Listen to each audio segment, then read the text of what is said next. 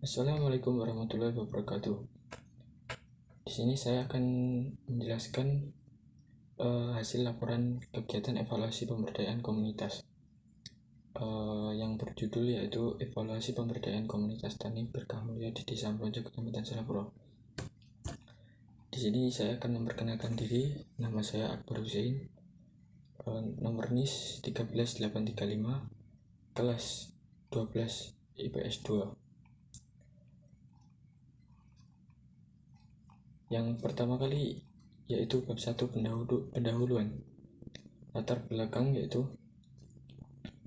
pemberdayaan merupakan suatu proses untuk memberikan daya atau kekuasaan atau power kepada pihak yang lemah dan mengurangi kekuasaan pada pihak yang terlalu berkuasa sehingga terjadi keseimbangan menurut Anwas 2012. Dari pengertian pemberdayaan ini dapat diketahui bahwa suatu pemberdayaan dapat menciptakan masyarakat yang memiliki suatu keterampilan atau kemampuan dalam mengelola lingkungan baik dalam masyarakat ataupun lingkungan fisik yang dapat diolah dalam sebuah kreativitas masyarakat melalui potensi-potensi yang terdapat pada hutan yang luas dan tanah yang subur.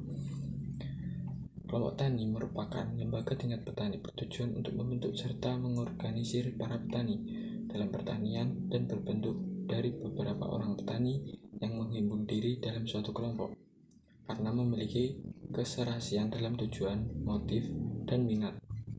Kelompok ini adalah petani yang dibentuk atas dasar kesamaan kepentingan, kesamaan budaya lingkungan, sosial ekonomi, sumber daya, keakraban, dan keserasian yang dipimpin oleh seorang pemimpin. Nah, selanjutnya adalah rumusan masalah. Yang pertama yaitu bagaimana pelaksanaan program pemberdayaan komunitas tani berkah mulia di Desa Mronjo, Kecamatan Selapuro. Yang kedua yaitu apa saja faktor penghambat program pemberdayaan komunitas ini.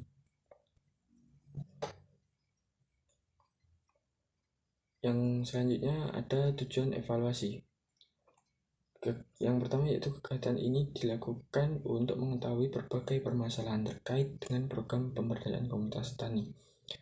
Yang kedua yaitu peneliti ingin mengevaluasi faktor penghambat program pemberdayaan komunitas tani berkah mulia di Desa Mronjo, Kecamatan Selapuro.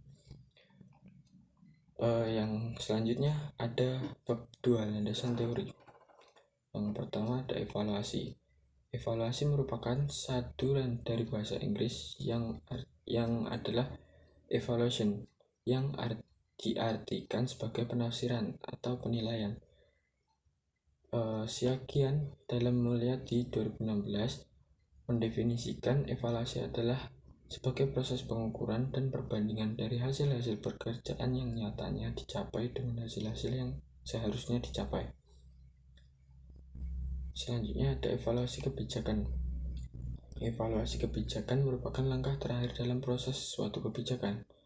Menurut Said Zainal Abidin, evaluasi secara lengkap mengandung 3 pengertian, yaitu evaluasi awal sejak proses perumusan kebijakan sampai saat sebelum dilaksanakan, evaluasi dalam proses pelaksanaan atau monitoring, atau evaluasi akhir, yaitu dilakukan setelah selesai proses pelaksanaan kebijakan. Selanjutnya ada gambaran umum. Kelompok tani berkah mulia adalah kelompok tani yang berada di Desa Mronjo, Kecamatan Selapuro, Kabupaten Blitar.